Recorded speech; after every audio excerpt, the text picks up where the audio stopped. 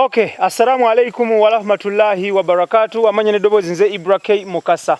Yonna gyosinzira okubanga otulaba nkwanirizaako yakategatako akadde kano. Extradigest mugoba nsonga ye program yaffe era nga nkugamba gyosinzira okubanga olaba nkwanirizaako yakategatako akadde kano. Era nga wotulabira essaawa eno tusinzidde mu district ye Mityana era nga tuli mu ggombolola erimanyiddwa nga Ssekanyonyi. Ekyalo kwe tuli olunaku olwaleero b'omutala bakiyise Zigi era nga ye LC1 wotulabira akadde kano. Ku lusozi kuli kwe kuli Namutamba n'okudda eri era nga nja kuba nkunyonyola lwaki tusinzidde eno. Naye nga tuli powered by Sozo Property Consultants be batuteekamu essente abasangibwa ekirekaawo meters 150 Kamuli Road ku mukono gwo ogwa ddyo. Yambukayo bakuwe essente mu kintu kye kikalu ky'otunda omuli amayumba, omuli amataka, omuli emmotoka, omuli ebikozesebwa ewaka ebya office, saloon ne restaurant. Era nga banoonya ku Facebook omukutu gumanyiddwa nga Sozo Property Consultants UG be bataddemu essente era be batuteekamu essente. Our dear sponsors, large upon yourself Sozo. Era nga team nene nnyo of course Idris Lukwago, Daniel Mugoya, Kizza Clement ne Tone Senabulya tusinzidde wano Mityana naye nga tuli mu ggombolola erimanyiddwa nga Ssekanyonyi. Wotulabira wano tuzze okola okunoonyereza okw'enjawulo ku square mile y'ettaka n'omusobyo eririmu enkayana eriri mu kubbibwa. Wano with me negatiddwako omukyala amanyiddwa nga Rehema Namakula. Buuza ku batulaba. Abatuuliriza nsanyusa obbala mutala guno. Oli Namutamba twawukana no Kalitunsi oyo. Ono Magala ono ntebe z'abako. Omutala guno bwe butuuze bw'abajjajjange bonna. Bajjajjange okuva kwasooka omutuba. Then ne tufuna ennyiriri. Kati bujjajja bwange ne jjajja wange bamuziika emabega w'olusozi olwo. Luno olwantebe z'abako bwe tuluvuunuka bwe tuti gye tugenda okusisinkana ekijja kino, ekijja ky'obujjajja n'obujjajja n'obujjajja. Okay, thank you so much. Tulina omukyalo ono era nga yagenda okubanga atulambuza ettaka lino atunyonyole n'emberebezi eririko era nga nagyo sinzira okubanga otulaba nkutegeeza nti omukyalo ono ava mu Bassekimwanyi. Twalinako stories ez'enjawulo mu Bassekimwanyi gye buvuddeko mwaziraba naye nga ono muzzukulu w'Abassekimwanyi era nga ava mu lunyiriri ova mu lunyiriri kimu nva mu lunyiriri lwa Kazuku nvanze mu lunyiriri lwa Ssekimwanyi Kajeerero. Ssekimwanyi babiri kati Ssekimwanyi Kajeerero mu mutala gwe tunaalaba Ssekimwanyi Abdallah Ssekimwanyi atuula Bukoto mutala ogwo era nagwo gutuddeko square mile namba. Okay, yes, thank you. Abantu abalagadde okumanya ettaka we tuli wano tujja kuba tubalengeza bulengeza kuli ne kuli ne kuli ne kuli. Abantu abalagadde okumanya ettaka erikaayanirwa lizitowa buzito ki oba bugazi ki ku ttaka wansi. Ettaka lino olw'okubanga ddene nnyo lyali terisoboka kukolwa lumu naye ffe jjajjaffe ow'obutaka buno yatuulanga mu ttaka lino era n'ekijja kye we liri liwaza square mile 12 naye square ya mile emu olw'okuba yegabira ye supplying amataka amalala kyova olaba abantu eriko enkaayanire buli omu ayagala ajja agikole ki agiyimiriremu asobole okufuna obwetwaze obufuluma ku ttaka lino ebweru waabwo. Gazi nnyo tuli mu Namutamba n'okomeyo wansi ku majaani eno n'otambula n'ogenda paka Busunju bwe liti ettaka bwe liyimiridde. Square miles 12 za bujjajja obwa Natiigo. Thank you. Yonna gyosinzira okubanga olulaba nkutegeeza nti tutunulira ensonga ezikwata ku bantu, tutunulira bikola amawulire, tutunulira abakola amawulire, tutunulira abali mu bwetaavu bw'okukola amawulire. Omanyi kyanjawulo nnyo nnyo nnyo nnyo nnyo nnyo. Era nga olunaku olwaleero this time round story gye twasooka okukola ku Bassekimwanyi balina obutakkaanya bo nga bo era eyo yaggwa. Era ensonga zonna Hajja Miru Kayinda, Haji Yasin Bakaluba Ssekimwanyi, Shakul, Najuma, n'abalala Haji Waswa bonna ba Ssekimwanyi abo bagonjola ensonga zaabwe. Era kansinzire wano ku mukutu nga nkutegeeza nti abantu muzze mu mbuuza nti Ibrah ensonga z'aba Ssekimwanyi zaggwerawa. Haji Amil Kayinda, Haji Yasin Bakaluba Ssekimwanyi, Haji Waswa ne bannyinaabwe Bannajjuma n'abalala batuula ne bagonjola ensonga zaabwe era bakyazigonjola era nga basalawo bave mu kamera bagonjola ensonga zino nga tebali mu kamera. Naye this time round okwawukanako ku mulundi guno omulundi ate ba Ssekimwanyi bo bennyini bakkaanyiza balwanyise omulabe ayagala okubanyagako square miles 12. Abatula balagadde okumanya oli muzzukulu. Yes. Lwaki omuzzukulu gw'ovuddeyo okulwanirira ettaka ly'Ekijja? Fenga ffe family Ssekimwanyi nnene eri wide. Kye twetaaga okutuukako ffenna kwe kufuna obwannannyini mu ttaka lino. Obwannannyini bwaffe weebuli ng'obutuuze n'ekijja kyaffe tuziikaawo, naye obuzibu buli ku batuuze abatamanyi ttaka lye baasengako. Lino ettaka lyennyimiriddemu lino lyerikola square mile ziri kwemu ku zo eno erina ekyapa. Kati kino ekyapa kye kisaplayinga ziri ennene. Era lino ettaka lya bwa Natiigo. Natiigo atandikira ku Bisiriba eyaweereza mu mulembe gwa Muteesa ku Daudi Chwa. Ebyo ebigambo byonna biri bitambulidde mu bwa Natiigo nga bujja bukola butya bweseetula. Bwa Natiigo bwe buliwa Bwakabaka, Nzikiriza, Lunyiriri, Mutuba kiki? Obwa Natiigo kye kitiibwa ekitwala famire yonna. Kati ng'abalala bw'onogamba nti nno omutuba gwaffe gusibuka mu ki? Guno omutuba gwa bwa Natiigo. Era ino obwa Natiigo ffe tubulina ffe kateriyo mu nsi yonna eya Uganda abagulina. Ffe tuyina gwa Natiigo. Kati ogwa Natiigo guno guva mu kazzukulu. Zo n'emabega waajo waliyo bajjajja baffe abawera bana. Kati kantandikire kumpi kazzukulu gwe mutuba gumu bwe guti gwe tulina. Era omutuba guno gwe tulina gwokka guzaala abaana baagwo ne bakola ennyiriri. Kati olw'okubanga baatubba mabega ku Bisiriba jjajjaffe bwakaddiwa n'ayagala atuuze muzzukulu we Kato Kayinda mu ntebe ye y'obwa Natiigo. Naye Kato Kayinda yali agenze ne Semeyika kungulu ku lutabaalo teyadda. N'asindika omubaka Elisa Sebankyaye era nawe omu ku baana. Naye n'amusindika agende Embaale alaba oba jjajjaawe mulamu teyamulabako. Era naye teyadda tetuyina ntaana zaabwe. Abo babiri baazaawa. Ne tusigaza ekitulu tunoonya bwa Natiigo bwaffe nga era buyina okubbulukukira mu lunyiriri lwaffe. Tulina jjajjaffe Kajeerero azaala Ssekimwanyi Abdallah amanyikiddwa. Oyo Abdallah Ssekimwanyi azaalibwa Kajeerero Ssekimwanyi. Kati Kajeerero Ssekimwanyi oyo ye yadda mu bwa Natiigo.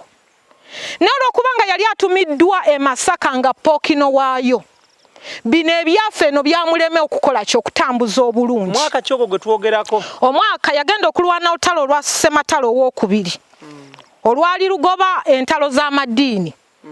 Era awo baatabuka nnyo kati mu lutalo olwo olwa Ssematalo lwe yafiiramu.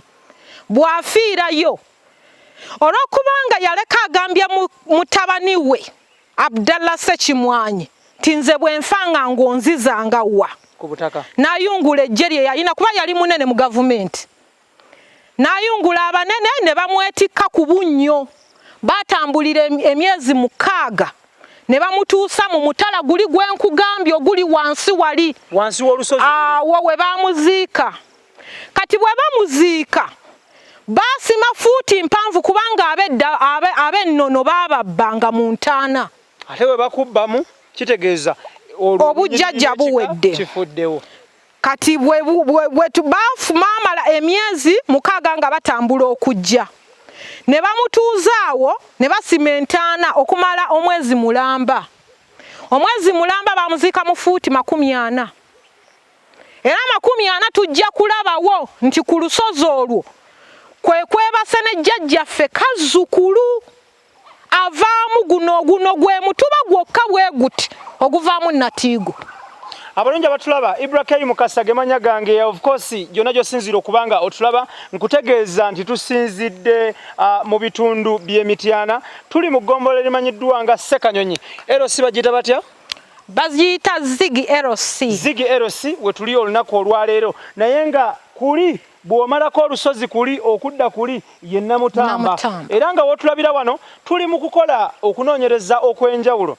Bassekimwanyi abaana n'abazzukulu bavuddeyo ne beekubirira enduulu ku nsonga ezigenda mu maaso eziriwo nti kwe kubeera nti bayina square miles 12. Square miles 12 abantu bazze beesenzaako mpola mpola bwe babba ettaka lyabwe. Kati kye basigazza kwe kwagala okusaanyaawo ne square mile emu gye mbadde basigazza okuli ekijja. Square mile eriko ekijja era lino ettaka baalirambudde eggulo nga baagala kutunda ntebe z'abako bajjako hectares 63 hectares nga zitwalibwa omwami aziyita nannyinizo ye Ngabonzira Mawudi. Ngabonzira si muganda wa jjajja waffe era tebakolangamu mu buweereza bwe bumu era si ye yali amukozesa. Oli yali akola Mmengo ng'ono wa kika kino wa lunyiriri luno. Ani yali akola Emmengo? Mawudi Ngabonzira yali akuuma Kasubi ku ttaka lya Muteesa. Kati yayagala okubanyagako ettaka. Yayagala okutujjako azze ne programu agamba jjajjaffe yamukolera endagaano. Ffe jjajjaffe yafuna ettaka mu ndagaano ezitegeerekeko obuki obulungi. Okay, katutambulemuko kati ninyo abatulaba bali agadde okumanya. Ani yasaawisizza wano ne bino ebinnya ani yabisimye ne gana amayinja ani agakuba? Gana amayinja gakubibwa ku lusozi luli wali bw'oba olaba wali mu biwonvu wali ge mayinja g'olaba. Kati abatuuze engeri gye tuli free nti abatuuze bazze babeera ku ttaka lino. Kati wano waliwo omuntu akuuma so ye chairman waffe side eno. Kati batukuumirako ngera abantu woyinza okubeera n'abantu bulijjo naye nga si ttaka lyabwe. Thank you. All right, omulungi atulaba Ibrah Mukasa gemanya gange tulina omukyala Rehema Namakula, mukyala muzzukulu wa Bassekimwanyi ava mu line ya Abdallah Ssekimwanyi. Bwe guli? Nva mu line ya Kazzuku ya Kajerero Ssekimwanyi. Thank you so much. Era nga wotulabira wano tutunuulira bayina obutakkaanya beekubiridde endulu gye tuli nga balaga nti twambukire wano. Balaga nti wavuddeyo abantu ab'enjawulo abaagala okwesenza ku ttaka lino okugula abantu abo baagala kusaanyaawo n'obujjajja bwabwe n'ensibuko yaabwe. Mu ttaka lino eryogerwako ziri square miles 12 wabula nga balinawo square mile emu etuddeko ekijja bwe guli weewaawo era nga n'ekijja baagala kisaanyaawo tudde wano baagala kusaanyaawo kijja. Kati ensiko gye tusamba tulinnya luno olusozi lwe bayita Magala.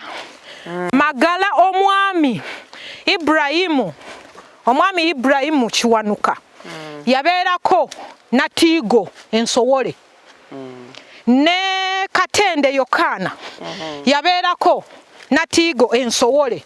Abo babiri ne Luliika Katende yabeerako Natiigo Ensowole. Abo bonna tebava mu lunyiri lwa Kazzukulu. Alexander Mpaji ye musajja eyawandiikira jjajjaffe n'amuwandiikira Obuganda ng'alanga okufa kwa Ssekimwanyi. Abantu bonna abazze beesenza ku ttaka ekimpatiira bayita mu kalangaako akaali kalanga Emmengo nti jjajjaffe afudde. Yafa ennaku z'omwezi 14 omwezi gwali gwa Sebutemba omwaka 1945. Jjajjaffe lwe yafa era yamulanga nti yafa mutima gwe gwamutta. Naye nga yafa ki? Ebyo biwanvu tetujja biyingiramu. Kakati abantu abali agadde okumanya omuntu okutuuka okwesenza ku ttaka tekitwala nnaku 2 ebeera ewiiki ne guwera omwezi ne guwera omwaka ne giwera emyaka n'abeera n'ebiwandiiko nga biraga nti waawo obadde obeerangawo ebbanga lino lyonna abantu okutuuka okwesenza ku ttaka lyammwe lino. Engeri gye mbadde nti ndi muzzukulu batata bange babadde bakyaliwo era ne bajja senga bange babiri bakyaliwo kati olw'okubanga abakulu bwe baba bagolongonjoola ensonga zaabwe tozikola ki toziyingirira naye bonna bafudde tebazigonjodde kati nze nsazeeyo okuvaayo ne bwino omuwandiike nga gavumenti yateekako n'essiiro. Thank you. Abatulaba balyagadde okumanya buli lw'oyogera emboozi egenda neyingira mu gavumenti y'e Mengo. Tata jjajja wange yali munene. Thank you. Abdallah Ssekimwanyi. Thank you. Yali akolanga ani e Mengo ebiseera ebyo? E Mengo yali Ssaabaddu ate Kajeerero yali Ssaabagabo wano mu musingo mu ssaza lino. Eryesingo. Aha. Yalinga akolanga Ssaabagabo Kajeerero. Ate Masaka gye yafiira yakolanga Pookino. Yakolanga omusajja gwe njogerako kati ye Kajeerero kubanga lwe lunyiriri lwe tuvaamu olwa Kajeerero. Kati Kajeerero bw'akola mu bwa Pookino eyo gye yafiira era kwe kutabaala kw'entalo z'amaddiini. Nkakasa nti yali musiraamu naye Abdallah Ssekimwanyi yabutwala ate n'abusoma ate n'abunywereramu obusiraamu. Thank you. Kati jjajjaffe oyo Abdallah Ssekimwanyi soke muze ebbali abantu yensalira ya famire eno ne balowooza nti nno buli anaamukwatako bw'ati ajja kuwangula naye takwatikako kubanga yasigala mu bitabo eby'enkizo gy'olina okujja ofune bwino kubanga yaliko ne komishona wa poliisi. Essaawa eno nga basinziira ku mukutu gwaffe abatulaba across the whole world. Yes. Because tutambula across the whole world wansi w'enjuba guno gwe mukutu gwokka ogukuba border to border across the whole world. Balyagadde okumanya Mengo nga Mengo nga tonnaddukira mu gavumenti nga tonnaddukira ku poliisi na courts of law na kujja muffe b'amawulire lwaki tewaddukidde Mengo? Mengo nagezaako okuyingirayo era tulina ensonga we twatuuka ne tutuuka twagenda okumaliriza okuyingira abaatutegeera abakolanga ba gatekeeper abayingira mu mutuba guno gwenkugambye ogwa Kazzukulu ne bafunamu obwannatiigo be bamu abali ku miryango gy'eyo Mengo kale baatuziyiza mangu obuteeyongerayo zo Kabaka yali atwaniriza kubanga yawaako mwannyinaze Rashid ebifaananyi n'abitwala bulungi n'abiwabula n'abiteeka mu miti egisaanira obwakabaka ng'era bwe tuleera obwakabaka kubanga obwakabaka twabuleera okuva nga buto obwakabaka bwe tumala obbulera twabuleetera ennono twabukuuma twabulabirira kubanga Ssaabagabo atya omu yekka ne Ssaabaddu atya tebaddangayo kutuuma bitiibwa ebyo batuuma ebirala byonna naye ebyo byakoma ku abo. Thank you. So mwaziyizibwa okutuuka Mengo n'okweyongerayo? Twaziyizibwa era twaziyizibwa kubanga Kabaka yagamba muleete ensonga zaffe Mengo naye ne zigaana. Thank you. Ibrah Mukasa gemanya gango mulungi atulaba yona gyosinzira okubanga otulaba nkugamba nti tiimu nene nnyo tusinzidde mu bitundu by'e Ssekanyonyi mu Mityana era nga tuli mu kutunuulira emberebezi obuzibu enkaayana ezeetobese ku ttaka erikunukkiriza mu square miles 12 era nga ono omukyala gwendi naye muzzukulu wa Abdallah Ssekimwanyi era nga tuli naye wano atuyitiramu nti ekijja kyabwe kwegamba kusenzeeka abantu abagala okusaanyaawo ennono zaabwe bwe guli era nga bano beekubiridde enduulu buli gwe kikwatako kiremye. Olwaleero n'abato abalyagadde okumanya gwenga gwe omuzzukulu ku ttaka lino square miles 12 oyinako enkulaakulana yonna gy'oli mukolerako? Nnima emmere gy'eri ku ntebe z'abako wansi gy'olimira? Gye tulimira emmere yaffe amatooke ebikajjo. Thank you. Okay, tuli powered by Sozo Property Consultants abasangibwa Ekireka meters 15 okuva ku luguudo lw'Ekireka ng'okutta oluguudo olumanyiddwa nga Kamuli Road be batuteekamu essente era nga bano bakugamba nti genda ku Facebook banoonye teekamu ekigambo SOZO SOZO Property Consultants obeere nga okuba ekifaananyi kyekyo ekikalu ky'otunda ekyawaka saloon office restaurant ettaka oba ennyumba kuba bukubi kifaananyi then obaweereze awo mu message yaabwe then bakuddemu ate mutandikira awo obulamu bunyuma ssente era nga kugamba nti atulabira e Bulaaya atulabira e Bunaayira nammwe mwebale nnyo omulimu gwe mukola gwa ttendo nnyo Extradigest mugoba nsonga yensonga lwaki tuli wano kubanga tugoba ensonga ne tuzivuunula bwetuti tugenda okujja omukono ku nsonga nga weewaawo eyakubye enduulu gye tuli eyekubiridde enduulu ng'ensonga tugenda ogijjako omukono bwetuti ng'olwo tugivuunuse ng'ate naye afunye okugonjoolwa. Mukyala Namakula nga tuwunzika okugenda ku bijja abakulembeze ba Mityana district babayambye batya ku mulanga gwammwe guno gwe mwekubirira nti ekijja kyammwe n'ensibuko esaanawo? Natuukako ku RDC eyavaako ng'ono alyokaddeko ne mutegeeza ku nsonga z'obutaka bwaffe buno nti butaka bwaffe. Abdallah Ssekimwanyi atuula Bukoto naye buno bwe butaka bwe busaanyizibwawo abantu ate tulemereddwa okutuuka ku kikwata ku ttaka. Letters of administration ze zikutuusa okukwata ku by'obugagga bwo. Bwe twatuuka wa administrator general yatugamba ffe tetulina buyinza bukwata ku letters zino. Era ne mutwakomekeredde mu January empapula nzirina bulungi. Ezoogera nga musaba nti twetaaga atuwe obuyambi ye nga bwagaba obwa administrator yagamba ekintu kimu age government eteekateeka okuzzaawo olukiiko lw'abamugemeire atusuubira okutusindika mu January w'omwaka 2020.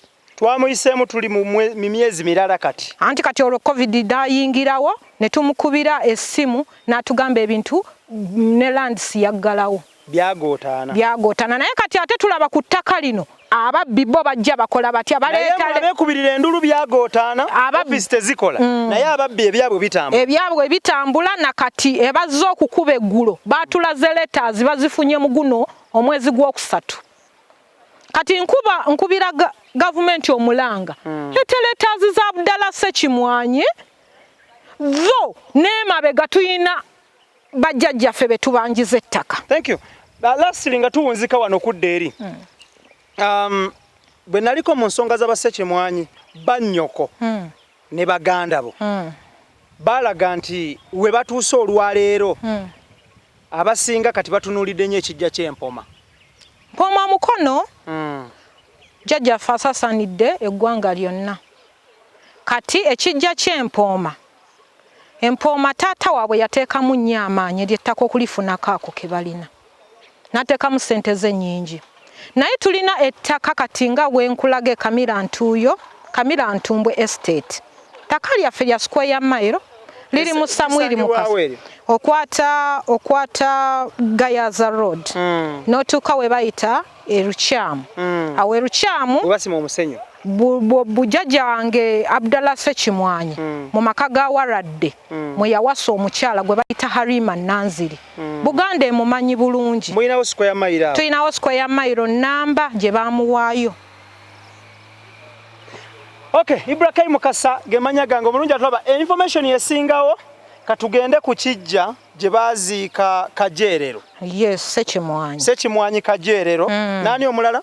Bazikayo ne Kazzukulu omutuba mwegutu zino ennyiriri mwe ziva. Thank you. Naye nga olunaku olwaleero gy'osinzira okubanga otulaba wano kibangirizi kinene so tusazeewo tuyimirireko ku lumu ku nsozi naye nga wano wansi wali kyekiwonvu ekitwala ensozi zonna nti luno kwe tuli lusozi luli lusozi lwawula Namutamba luli lusozi ne luli lusozi kino kyekiwonvu neri lusozi kwegamba okutwaliza wamu lumu 2 3 4 ensozi 4 zitudde ku square miles 12. Okwemulugunya kw'Abassekimwanyi abaana n'abazzukulu kuli nti eno y'ensibuko yaabwe mwe bava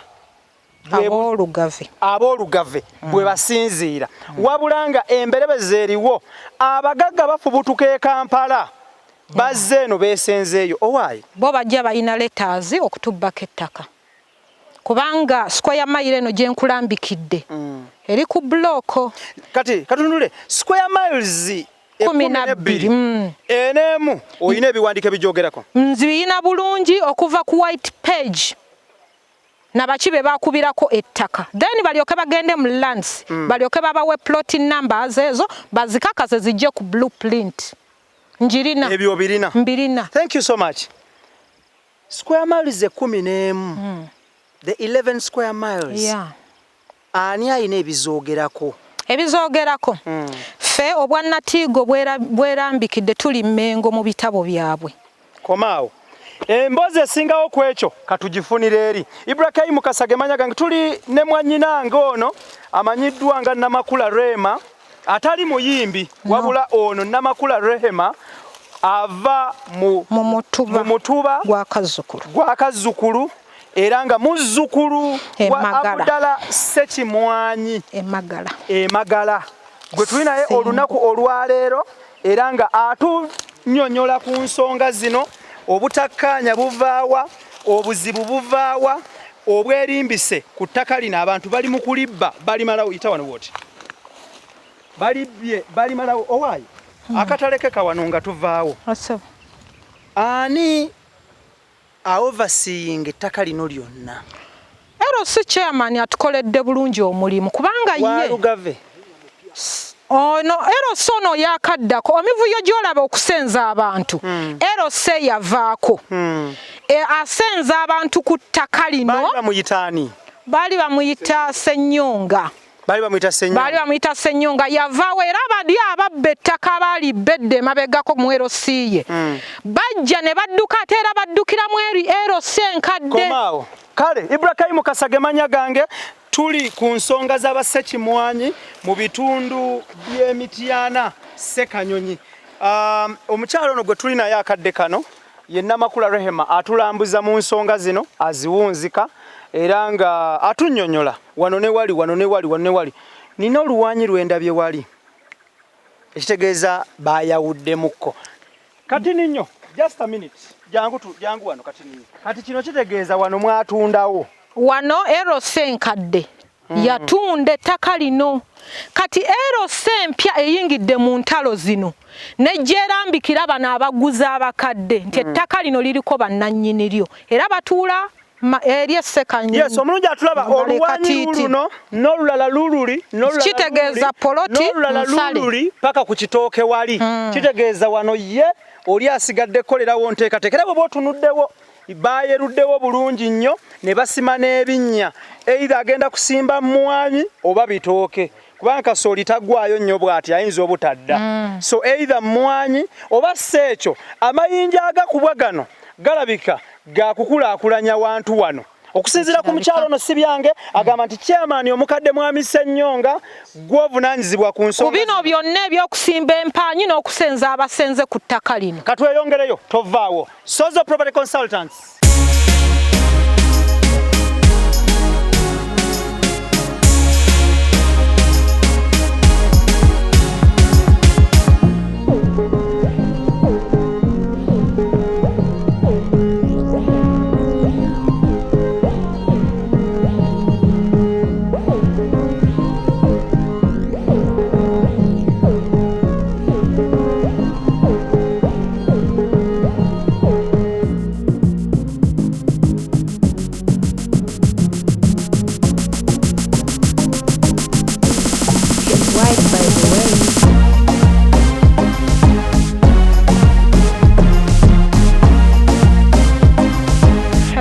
Mukasa gemanya gange omulungi alaba nkwanirizaako eyakategatako akadde kano naye nga nsuubira nti watambudde naffe okuva gye twavudde wetuli wano tutunuulira ensonga z'ettaka ly'Abassekimwanyi bali bennyini abakulu bajjajja ono gwe tuli naye muzzukulu era nga bwe tuli wano tuli mu bitundu by'e Ssekanyonyi eno LC gye bayita batya wano Katiiti Thank you so much. We tuli olunaku olwaleero. Kakati tulina omukyala amanyiddwa nga Rehema Namakula nga muzzukulu mu bassekimwanyi. Bwe guli? Yes sir. Njagala otunnyonnyole kati wano w'otuleese. Eno ennyumba yaani era wano waani? Eno ennyumba we tuli kaakano wano mu Mutala Katiiti. Buno bwe bujjajja obw'ekijja kyaffe. Era kuno ku ttaka lino kwentudde eno nnyumba ya bukuumi bwa kijja. Era yakuumibwangamu omwami gwe bayita Ebbi Mukiibi. Waali mulamu oba yafa? Yafa dda, naye muzzukulu mu luggya luno. Luno lwe luggya olwa Natiigo. Kubanga zino eri gye tuvudde gy'embalaze tubadde emabega w'olusozi Magala. Kati eno gye tuli mu Katiiti wennyini ku Kinyusi ku nsulo kubanga ngenda kuva wano mbalage n'ekijja waggulu. Era n'ennyumba gye eno tugenda gizimbulawo eri gye mulaba gye tuzimbye waggulu wali y'ennyumba egenda okudda mu kifo kya kino. Wano wennyimiridde waggulu gye tuvudde ntebe z'abako era y'ono wano kati gw'olaba ono. Ntebe z'abako eri tubadde mabega kati tuli wano. Kati ntebe z'abako oyo oli nkoko njeru kimera kwe yalayirira Obuganda okwo ng'ayingira mu Buganda Kaswa. Kati luno lwe luggya olwaleera kimera era n'akalira ke omwaka guwedde baakanona wano. Obuvo bw'emyaka ab'olubiri lw'ewamala baakanona wano ne bakatunonako ne batugamba bakatutte mu lubiri gye kagwana okujja. Naye ffe tuzze tulera bakabaka. Tulina gye bayita ebutega. Ebutega eno kigwaliyo ekaamunani kinyonyi ku mutala guli gw'olaba oyo eyeeyita kati obwa Natiigo abutambuza gy'atuula. Naye nga mutuufu? Si mutuufu, muwannakugambye yali ansowole. Kati William Katenda atuddemu kati yali ansowole. Era luno lwe luggya tuzimba wano we tugenda okutuula nga tulonda Natiigo omutuufu agenda okukulira okulembera oluggya luno. Mumulonda ddi? Tusuubiramu ng'ennyumba eno ewedde kubanga twetaaga ng'ekifo kitukavaringa bulungi singa obudde buba butugootanyako nga tulina we twewogoma. Naye wano we tugenda okusinziira. Kati ekaamunani eyo baaziikayo Kigula Engabo. Omwami oyo Kigula Engabo yali mwana wa Mawungu, muganda wa Kato Kayinda gwe nakugambye eyafiira wa Embaala atadda. Agenda okulaba Semei Kakungulu. Yagenda naye Semei Kakungulu ye yamujja wano amuwerekereko Embaale. Ebyo byonna we biggwa Kigula Engabo. Ebutega eyo waliyo Mawungu gye yali akola ki awangaalira era gye yafiira. Kaakati mudaaze n'embogo ngera bwe nkugambye wali nga nkasoma mu ndagaano y'olwenda nti Muhammadan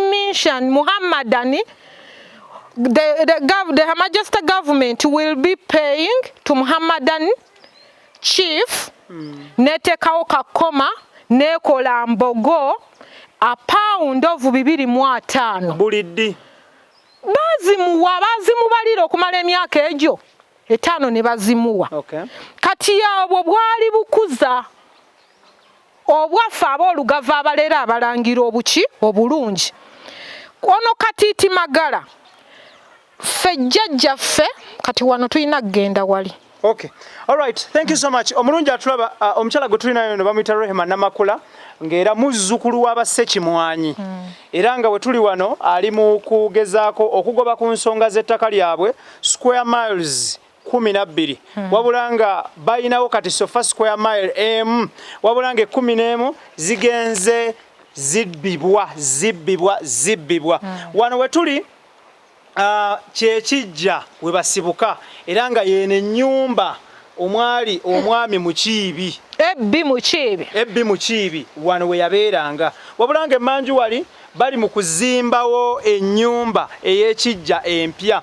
Katugenda ku kijja era nawo atunnyonnyole wabula nga ayina ebiwandiiko ebimu ku byagenda okutulaga on camera.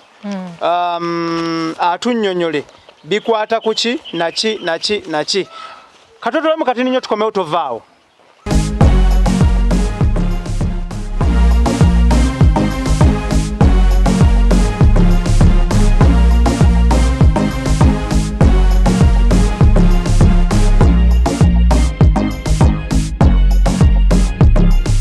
Okay, Ibrah Mukasa gemanya gange wano wetulabira waggulu eno gye tuzze waliwo omuti gw'omutuba era nga waliwo n'amalaalo g'abantu omukyalo ono nga bwagenda okubanga atunnyonnyola ensibuko yaabwe bo bassekimwanyi era nga wano wetuli katiiti mu ggombolola y'e Ssekanyonyi mu disitulikiti y'e Mityana. Okay, kakati batulaba balyagadde okumanya osobola okutunnyonnyolako ebyafaayo by'omutuba guno. Guno omutuba gulimu emiti ebiri. Omutuba guno gulimu emiti ebiri. Gulimu omuti ogw'oluwawu gwe guno gw'olaba wano. Mulimu n'omuti gwe bayita akabalira. Guguno wano. Guguno. Kati omuti guno jjajja ne gyekwata emiti esatu. Obuganda representative emituba gino Kiwawu jjajjaffe ali Masuuliite eyo mu Bulemeezi. Kiwawu gyakolera yafubutuka muno kale niye n'atweyawulako mu lulayini olwagenda. Kati lwe luleeta bwe bayita Obuganda buno obw'obulangira. Obutali buli Obuganda buno obw'obulangira. Kati kino kye tulaba wano, kino kyekijja ekyebaseemu Kazzukulu. Entabaalo bwe zaabaawo nga tebalina ngeri yonna gye bayinza kukuumamu ntaana zaabwe nga baleka waseeteezebwe watyo naye ne basimbawo kamaaka kwe bajjuukirira nti wano we twaleka ki entaana eyo. Kati entaana eno omuti guno gwamaamira entaana ya Kazzukulu, toyinza giraba ng'amalaala aga bulijjo. Ye Kazzukulu gwe nabagambye afusibukamu ennyiriri zonna ffe ze tukola ki ze tuyina mu bwannattiigo. Era kino kijja tebabalimba. Twagezaako nga twagalako nnyo okutemako bino naye byagaana si byangu olw'obuwangwa. Okay. Kaakati zino entaana endala ze mulaba wano muliwo bano be batabani ba Kazzukulu. Mawungululenti, Mijwala, Sebankyaye, Mukamwana, Batigo Bakulu, Sendabanyolo, Kiremyakedde ne Kajeerero Senkulu ayeebase mu kijja kino mu nnyumba eno. Namakula. Anjise. Soko je wano kati ninyo otunnyonnyolemuko. Wansi w'omutuba we wali jjajjammwe Kajeerero. Jjajjaffe Kajeerero. Wansi w'omutuba. Wansi w'omuti ogwo wano wansi mu gwo tosobola kujja olaba entaana nti eri awo. Wabula bamuziika fuuti ameka? Oli bamuziikaana. Ate ono? Bano babaziikanga mu fuuti 40. Ebiseera ebyo obubbi bwali tebunnakyaka nnyo obw'entaana. Naye bamuziika mu fuuti 40. Okay. Ono bamuziika mwana ono alinga mu 2 awo mu 5. Kati bano baana abava mu lunyiriri luno. Bano baafa myaka ki? Miwanvu kubanga Kazzukulu bwe kuba kugereesa. Kimera omulaba? Omwana w'ono Kazzukulu Kabbagobe ye yayaniriza Kimera ku mutala kuno mu Bwakabaka. Okay. Ku mutala guno era ekitugamba nti nno ffe tulira ebalezi baaka gyenkulagidde eri gyenkulagidde gye bayita ekaamunoni ekaamunani ekinyonyi ono omubbi w'obwannatiigo w'atuula awo bajjajjaffe mu musinga ngenze kunoonya sikweya mayiro eziri eyo. Kati obwo bwe bujjajja nga bw'onogamba nti nkuwadde omwana Kabaka omulere. Kati Kayondo Kabaka Omulangira Kayondo bamulerera mu lujja olwo ab'enseenene ku mutala kuli ku mutala ogwo. Okay. Kaakati ogwo omutala ffe twalera wabula tetubazaala. Tulera bulezi. Era abantu abalegadde okumanya bano tojjukira myaka gye baafa naye naawe ate olaba kazzukulu omuvaamu w'omutuba emyaka gwe bala 5 egyakimera bano baana bano baana nedda baana abava mu kazzukulu omutuba. Okay, katutwale ku ntaana y'akajeerero tugirabe. Entaana y'akajeerero eri munda mu nnyumba. Entaana y'akajeerero eri wano mu nnyumba munda. Eri wano munda wano. Yabikkibwako embugo era nga bw'ogiraba. Ng'ababiito bwe bakola batya bwe beebaka. Nkuzizaayo lwaki tojja kumbuza nnyo eby'ababiito bw'oli byagala oli binona. Ono mu biito mu Bwakabaka bwa Buganda genda oddeyo tunule ku lisiti y'ababiito be basooka waggulu abalangira ne baddako. Kati ono mu biito gwe bw'oba oyagala okujja wano oleeta ogula olubugo ng'omubikkako. Ali mu fuuti 40 era kino kye kijja kye. Buno bwe bujjajja bwaffe obw'omutuba obw'olunyiriri. Obujjajja bwaffe obw'olunyiriri busibuka mu ono. Era ono yazaala Ssekimwanyi Abdallah. Ye Ssekimwanyi Kajeerero Mukasa. Kati azaala Abdallah Ssekimwanyi ali ku mutala Bukoto mu Kampala. Era naye atudde ku square ya Mairo. Nga bwe njirambika tuli byogerako singa tuli batubyetaaza. Kakati abatulaba wennyini wano nga tonnavaawo. Ono bamuziika mu fuuti mmeka? Ono gwe nkugambye nti yava e Masaka yali akola bwa Pookino mu Bwakabaka bwa Buganda. Era yali ku lusegere nnyo lwa Kabaka kubanga kye yamutumanga Kabaka ki olwo? Kabaka yafuga ku bwa Muteesa 1 n'afuga ku Ssuuna n'oyo yaddako emabega oba ye Kamaanya yaani simanyi. So ono naye ali mu fuuti 4. Ono ye 4 gye yamuteeka okusinziira olutalo ze yali ayiseemu jjajjaffe Abdallah Ssekimwanyi. Kyamwetagisa jjajjaawe aleme kumeramu ki muti nga guli. N'asalawo amuteeke mu fuuti empanvu. Kale ajja okumusimula naye amwetaaseeko. Okay, yes, ya omulungi yatulaba. Ibrah Mukasa gemanya gange era nga still wano waliwo entaana endala. Kuliko waliwo entaana ziwerera ddala. Bano be baani? Kati ono Sserunjogi George William. Ono Sserunjogi George William yafa 2015 omulabanga muto kuba George William ababbi b'omutuba gwa Natiigo. Gano gemanya ge bajja bayingiriramu ga Sserunjogi ga Katende ge bayingiriramu mu mutuba gwaki gwa Kazzukulu. Kati omutuba gwa Kazzukulu guno bano ono omwana bamuyita Salia Abdallah. Era yafa 2000 yafa yafa 2000 ennaku z'omwezi 2 ogw'omwenda. Ono Najjuma Mmire nakugambye nti ennono zaffe tezaali basiraamu. Gye tuvudde Abdallah Ssekimwanyi yaleeta omusingi gw'obusiraamu omunywevu era mpagi nnyo mu busiraamu.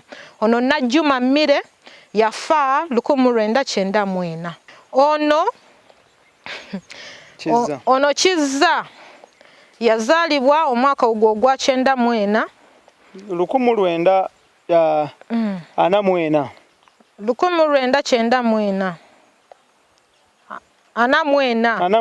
Era yaziikibwa mu 1986. Gavumenti ebe eyingira nga yafa. Bwe bito bwe byali era tuli mu ndagaano ya Lwenda fera ne jjajjaffe ettaka ssebo yalifunira mu ndagaano eno ey'Olwenda njirina. Endagaano eno ey'Olwenda akwatireko. Endagaano eyo ey'Olwenda jjajjaffe mwe yafunira ge bayita amataka g'obwami. Endagaano y'Olwenda eyogera bulungi ate nejjayo bulungi obuyinza obunene bwe bayita Muhammadan Mission Company. Eno company eri limited by the way esitudde ebintu ebinene ng'ebyamataka gano genjogerako. Kwajja enkuluze egabira obusiraamu n'obwa association obulala obwajja bukola wano emirimu mu Uganda ng'obw'abazungu. Ekitabo kino okiraba. Endagaano eno ey'olwenda bye yamerengula bye yagaba. Kino ekitabo ekya-52 kye kibimerengula. Ssemateeka zonna z'owulira ze basoma bazimerengula okuva ku ya-52 zikulaga ssemateeka ekulaga ebyemabega eby'endagaano ez'emabega. Ne kirabika nga kitfe kati atubanjiza ku kiraamo abanja bikyamu. Ffe tuli mu ndagaano y'olwenda era we tuyinza okukakasisa obukakafu bwaffe tetuyina kirala period era tuyina bwino atwongera mu maaso. Kati zino zonna ntaana zaffe tulongoosa ekijja kino kisobole okubeera nti ne bazzukulu bannakana bajja kujja bakiziikeko. Era tewaliwo muntu yeeka yagenda okusaalimbira kuddayo okusaalimbira mu ttaka lino nga bwe ndibalaze lyonna. Kakati nina ensonga zenjala tuttaanyeeko. Ensonga esookera ddala ebiwandiiko ebyogera ku ttaka lino obirina wano bitulage. Ebiwandiiko mbirina. Ettaka lino okumanya nti lyava mu bajjajjaffe liriko ensibuko ebbi mu Kiibi we yasinziira gwe bagamba munno yakola obwannattiigo yali akuuma Ntebe ng'alinda jjajjaawe akomewo naye n'atadda. Kati olaba akafo kano okalaba. This is Busiro. Ono Busiro naye Ggobero. Ono Ggobero. Kati kano akafo okalaba. Eno ezaali ofiisi Ssekimwanyi ze yakoleramu. Era ebbi mu Kiibi okusigaza ebiwandiiko n'okusigaza obwekiko obukulu obwo obwannattiigo nga eno zino ofiisi zakoleramu. Kati ku sayidi eno bw'oba otunuulidde olaba Mayanja. Ffe Mayanja tumuyitamu ne tudda eri mu Busunju. Kati Busunju okuva e Busunju nkulaganga obw'oba osinziira oyingira mu mutale eyo kopi ewedde. Kati eno kopi ogiraba. Kyenva nkugamba nti nno kopi ogiraba.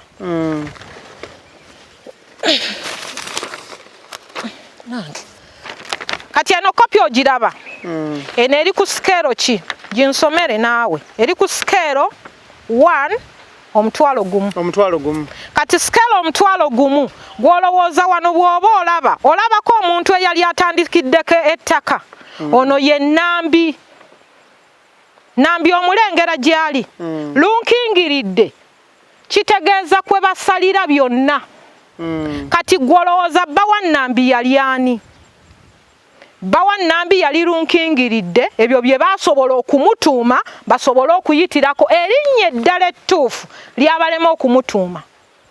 Kaakati nno ebyo nga tuvuddeyo.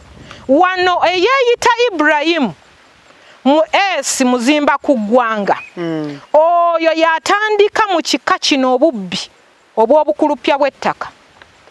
Bwali mulamu? Yafa. Olaba bano ba William abaliko. Ono jjajjaabwe. Kati yasazaamu gye bayita Crown Land. Ogiraba? Bw'asazaamu Crown Land n'agenda n'agituuma mu ttaka ewalala. Naawo naaba ng'akoze atya nti alabika ng'agitunze bw'oba ogitunuulidde eweza acres 600. Kati kitegeeza ye square mile nti yali Crown Land. Kati ndowooza omugagga n'agitunda eyo gye yeesibako nti jjajjaffe yaleka agitunze oba yali agimuguzizza ye Nattiigo alimba. Obwannattiigo yali abwansowole. Ekyokubiri kwe kwesiba ku lukadde nti jjajjaawe. Kituufu ayinza okuba jjajjaawe naye eno twagabayo musika ebyo tubiveeko. Bwe tunaagenda bwe tudda wano we bayita ekkubo lye twalabye Ggobero. Bw'oba waakayita Ggobero ojjako we bayita Emwera. Waliwo ekkubo eryambuka bw'oba oliyiseemu otuuka Magalooli gyali gye nakugambye Ekinyonyi. Okiraba? Kati bw'otuukayo eno omwami gy'asimbye amakanda gy'alagirira abantu mu ofiisi ye ey'obwannattiigo nti mugende Magala Katiiti gye muba munona ettaka. Lwaki? Eno square mile gye nkulambuza eno yonna okuva ezzigi gy'esembera okutuuka eno mu Katiiti ye square mile yokka jjajjaffe gye yaleka akozeeko ng'awandiisizza mu Buganda esobole okusaplayingira endala kubanga bakugamba mother title yeruwa ng'obalaga nti yeno. Abantu abali agadde okumanya these are duplicates. These are photocopies. Original ziriwa. Jeziri. Okay, Ibrah Mukasa gemanya gange mulungi atlabe no josiziro kubanga olaba tuli powered by Sozo Property Consultants abasangibwa Ekireka Kamuli Road. Tuli mukola follow up ku story yettaka square miles 12 wabulanga eziriwo waliwo square mile emu yerina ebiwandiiko bwe kiri mama bwe kiri era nga emu eriko ebiwandiiko kwe kuli n'entaana zino zonna ze tukulambuza olunaku olwaleero wabula nga njagala kukusiigirako just ekifaananyi katini nnyo ku byafaayo by'ettaka ly'eggwanga Uganda nga ensi etudde ku square miles emitwalo 24 mu 1,000 kilometers square kilometers. Uganda yonna ng'ensi etudde ku mitwalo 24 mu 1,000 kilometers square kilometers. Uganda ng'ensi wabula nga ate mu biseera by'abafuzi b'amatwale eyali governor ebiseera ebyo omwami kati era omugenzi Sir Andrew Cohen ye yavaako bino olwaleero bye tutambulirako nti ekyapa era ekigambo kyapa abazungu bwe bakinventinga mu 1908 1908 gwe mwaka ogwasookera ddala okubanga baishuinga ekyapa ekyasookera ddala era nga abaaliwo ebiseera ebyo n'abakyalina ebyapa ebikadde munanjulira byalingako Sir Andrew Cohen. Ebyapa ebikadde va ku byakaakati ebiri mu kufuluma ensangi zino okwongera okujjukizaako Sir Andrew Cohen bwe yali addayo nga bakola endagaano ya 1900 oba 1900 agreement yatemaatema ettaka lino era n'akwata square miles n'akwata obwakabaka bwa Buganda n'abuwa square miles 350 n'akwata ofisi y'obwakabaka bwa Buganda n'agiwa square miles 350 n'avaawo n'akwata kabaka ng'omuntu n'avaawo n'akwata kabaka ng'omuntu n'amuwa square miles 350. Tutunulira omuzungu Kyeruppe eyali omufuzi w'amatwale Sir Andrew Cohen jukira Uganda egwa mu bafuzi b'amatwale ab'Abungereza British Protectorate era teyakoma okwo n'akwata Katikkiro eyaliwo by then n'amuwa square miles 16 n'akwata ofisi y'obwakatikkiro n'agiwa square miles 16 n'avaawo n'agenda eri abaami ba Kabaka n'abawa square miles 16 n'akwata ofisi z'abaami ba Kabaka n'azuwa square miles 16. Olwaleero omukyalo ono gwe tuli naye atunuulidde square miles 16 12 ez'ekika ky'obwannatiigo 12 ezaabaweebwa za bwannatiigo obwannatiigo. Kaakati kino kika kya Lugave kinnansangwa mu Bwakabaka bwa Buganda Kimera kino be bano be yasiŋŋaanawo kitegeeza baali mu matwale gaabwe. Kimera bw'aba yajja ye yatandika bagamba dynasty y'Abaganda. Ebyo tesibimanyi nnyo saagala mbiyingira naye mmanyi nnono yange. Ennono yange kazzukulu yavaamu emituba gy'aboolugave egikola obwannatiigo so ng'ate Gwandugwa guvaawa mu ssaza ly'Amawokota era babumanyi tetubukaayanira. Ffe tuli ku bwannatiigo obwannatiigo abaabuli ensowole bava Buluuli. Okay, so mu buufu obwo mu mbeera eyo gy'owulidde nkumenyedde ettaka bwe lyajja nga ligabibwa mu Bwakabaka bwa Buganda. Ono yaliko entebe 2 yali mwami wa Kabaka nga Pookino yali mwami wa Kabaka mu bwa Buganda ekitiibwa ekyabwa Ssaabagabo.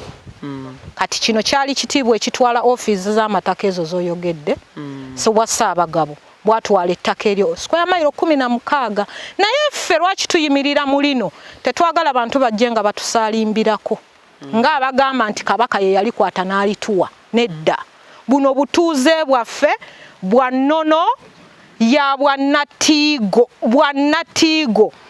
William yagamba nti ng'atuula mu ntebe n'ategeeza nti entebe akuuma nkuume bajjajja baayo baagenda mu ntabaalo tetwafa kuggwaawo tukyasobola okutuula the same mu lujja luno ne tulonda Natiigo ava mu mituba gyaffe kankulage enkuzeeyo emabega ekibibi tulinayo Sirimaani Ssemakula wa mutuba guno era mwana wa Kajeerero naye base muno tulina ebukoto Abdallah Ssekimwanyi era yo atuula ku mutala bukoto ku square mayiro y'ennamba eyo yali mwami Ssaabaddu square mayiro y'ebukoto ekyaliwo anti nkulaga ngenda kulagirira engeri nayo gye bagibbanga era bwe babba eno omuntu omu n'atugamba mbu yawa Ssekimwanyi eka 3 era eka ezo 3 ze yeesibako nti eka 3 ze zigaba ettaka ku square ya mayiro ennamba ekikyamu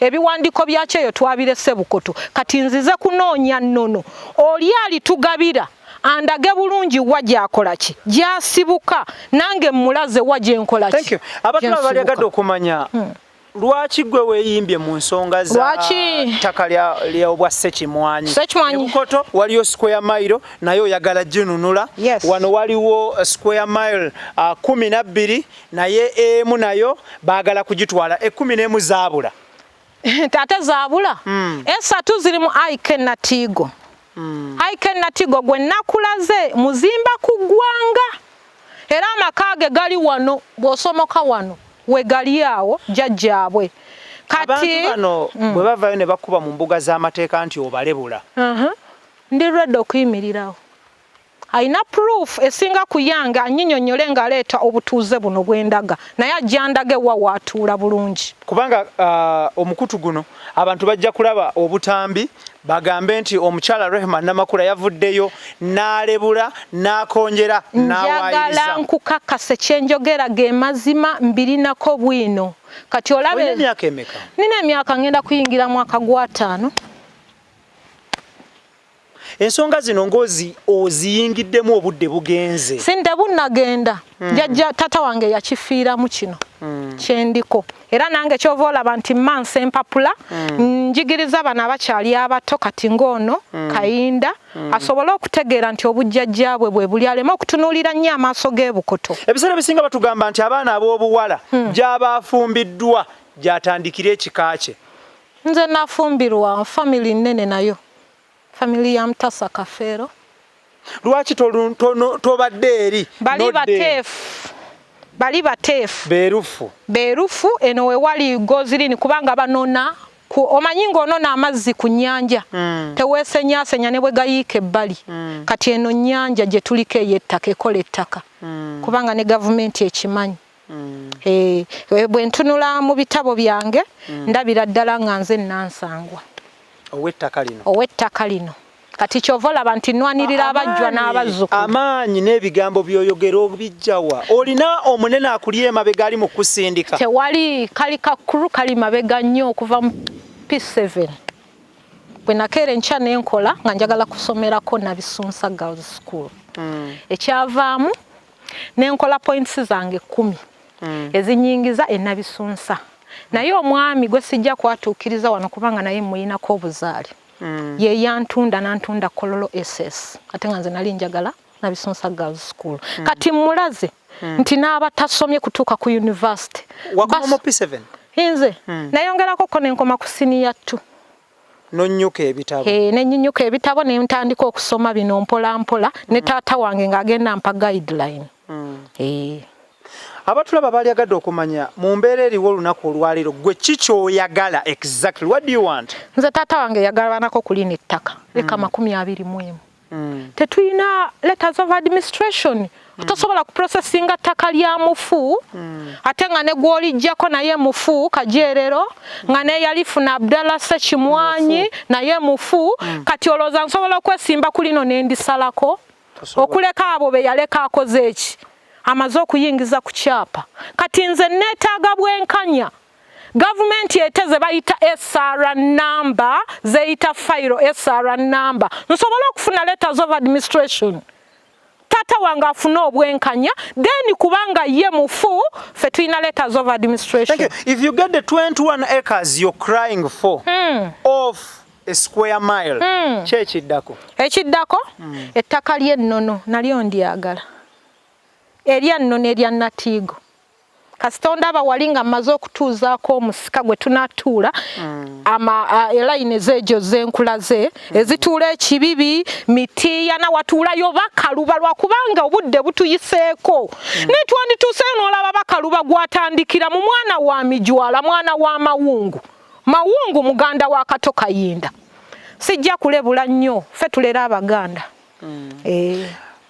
Abatulaba abalungi Ibrah Mukasa gemanya gange tuli powered by Sozo Property Consultants abasangibwa ekireka era nga nkugamba nti wotulabira wano tuli Mityana tuli mu ggombolola ya Ssekanyonyi tuli ku kyalo Katiiti Katiiti ono we tuli olunaku olwaleero omukyalo ono atuleese okulaba nga yeekubirira omulanga eri buli gwe kikwatako ne gwe kitakwatako tokiyingiramu yenduulu ze yeekubirira alaga nti abantu bazze beesenza ku ttaka lyabwe square miles 12 buli square mile ebeeramu yiika 640 bwe guli kati kwata square miles 12 okubyemu by 640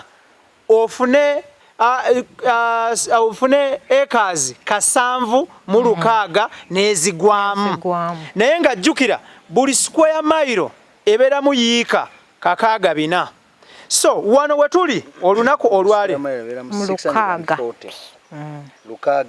okay ya buli square mile ebeeramu yiika 640 bwe guli sebo era nga wetuli wano agamba kukijja wano ye square mile gye balinawo emu esigaddewo naye eriko ki emberebe zina okusika omuguwa kati bali ababba ziri zenkunnyonnyodde Ibrahim Kiwanuka alinako 3 etuddeko nabo abagibanja emitwe emikulu ezzigi tulabyeyo omwami gwe bayita kati zino square mile zonna zenkulaze ziri Katiiti kutuddeko omwami eyali Katikkiro Sapolo Kaggwa ainako square mile ziri mu 2 ndoza 2 ainako 2 kubanga alina eka 12,800 waliyo n'omulala Butumbalize yani aina square mile namba waliko Semu Wakalo alinako 640 Susan Kapere ali Kyetume alinako 2,800 kati abasajja abafaanana bwe batyo be batulemesezza obulamu ate nga Sapolo Kaggwa simanyi lwaki agabana mu ssaza lino erya Mityana ate nga bamuzaala Bugerere. Tuddayoko ku kintu wali kati nnyo oba olina akutaddemu amaanyi ne ssente okutyoboola ab'ebitiibwa bano bonna ab'ebitiibwa sibatyoboola kubanga siri ku mataka gaabwe nti njagalako ndi kulyaffe ery'ennono ery'obwannatiigo jjajja waffe nkugambye yakola mu bwa Pookino e Masaka obwami bwafunanga amataka gali mu square miles sinali nonooza n'olaba obwa Ssaabagabo kino kitiibwa kya Buganda teri mulala akifuna kibeera kumpi nga Katikkiro era y'entebe gye twalimu atolooza twali mabega nnyo twali awo ku kitebe ky'obwa Katikkiro nga bwe tulera abaana awo ku ky'obwa Katikkiro awo we twali kumpi 16. Okay ensonga lasini nga tuwunzika abaana balagadde okumanya fenga TV eno omukutu guno eno si kooti etuyambeko etukanyugire mu bantu abayinza otuyambako tetuyina busobozi kuba tulemeddwa nakati tuva Mityana wa RDC naye obuyambi bulaga nti obukulukuta abantu bajja kunona ku nsula ettaka nga tebalina na biwandiiko. Lwaki toddukira mu mbuga z'amateeka courts of law zibalamule? Courts of law twagendako ewa Kamoga advocate ebintu bino abimanyiko kkulu naye byamulema ate ng'atera okuwangulira gavumenti emisango. Ibrah Mukasa gemanya gange njala kwebaza tiimu gye ntabulira tetugenda kubanga tusukkawo wano okusinziira ku nsonda ennekusifu ziraga nti bano bawereddwa sabiti nga 2 okuddayo mu ofisi ya RDC ya Mityana bwe guli sebo okusinziira ku nsonda ennekusifu so tugenda kusigala nga tukola follow up ku nsonga eno mpola wabula nga eyakagwa mu mboozi eno okutegeeza nti tuli mu kukola follow up ku ttaka ly'aba Ssekimwanyi abaana n'abazzukulu n'abajjwa era nga lisangibwa Mityana square miles 12 wabula nga bagamba nti emu esigaddewo gye balinako ebiwandiiko n'obuvunaanyizibwa naye batandise okugitaganjula abantu baagala kulibba. Ibrah Mukasa gemanya gange njalako baza ttiimu gye ntambudde nayo Idris Lukwago, Tone Senabulya, Daniel Mugoya ne Kiza Clement. Olwo nsembyeyo abasozo property consultants abatutaddemu essente nga basangibwa Kirekawo Kamuli Road era nga bano bagula ebikozeeko ebyawaka, ebya saluuni, ebya office, amataka, amayumba n'amamotoka. Banoonyeeko Kirekawo ku luguudo olumanyiddwa nga Kamuli Road 15 mita zizokka okuva ku luguudo awo kwanga omukono gwo gwa ddyo ojjo basanga ate nga ku kibanja ekya Facebook banoonye ku Sozo Property Consultants UG. Ibrah Mukasa gemanya gange mubeere bulungi muwera batukwatagana omulundi oguddako mbaagala nnyo.